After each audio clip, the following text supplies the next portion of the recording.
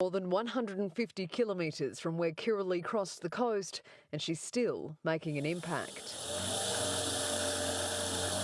The Big Bend, north of Charters Towers, inundated with a torrent of water from the ex-tropical cyclone, leaving 14 people stranded. Everyone's safe over there? Safe but trapped, leading swiftwater rescue crews to swing into action. Ferrying group after group to safety with the help of a mustering helicopter.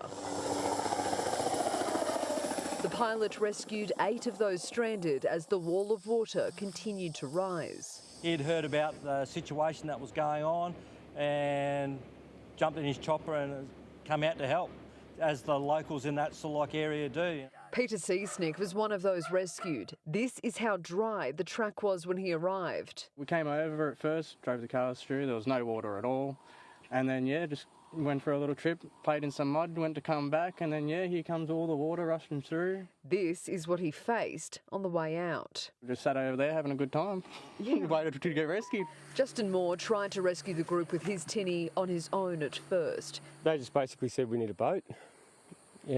So we come out. They capsized after the raging current wedged the boat against a tree. I was more worried about the 2 girls in there. They were pretty scared. Looked after them first and got the boat to shore. All up, it took around an hour to rescue everyone. Paramedics assessed those who capsized, but thankfully no one was injured. Authorities say this is a reminder in weather events how quickly things can change. We're all having to deal with the hot weather as well as not having access to air conditioners for a lot of the Ergon customers.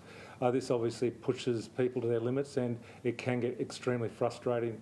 Our message is just to stay at home if you can. To avoid risking the lives of locals and rescuers in similar situations.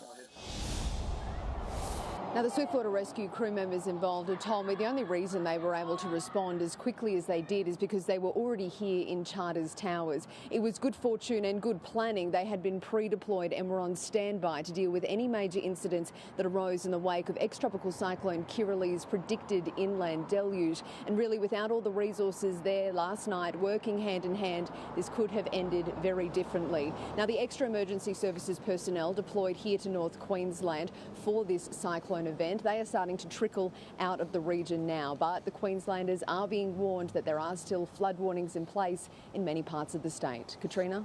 Sally Geit there in Charters Towers. Now to Paige Van Lunteren in Townsville.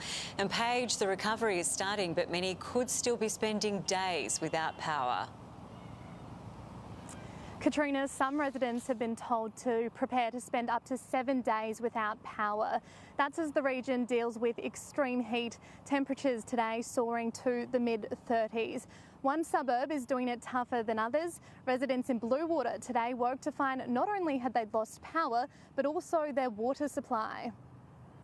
Trees down and power lines down. This is still the reality that thousands across Townsville are dealing with 2 days after ex-tropical cyclone Kirralee. We usually last on the list, so it could be another day or 2 yet. The blackouts in Bluewater made worse by finding the water was offline today. Jared Brown has been overrun with demand, his ice business more popular than ever as locals sweat through a North Queensland summer without air conditioning. People been using it, we got some bread and milk there too if anyone needs any. Luckily, water came back online in the northern suburb this afternoon. It didn't matter to some who were drinking a different kind of beverage. Without any other plans, this group of Bluewater locals threw a long weekend party.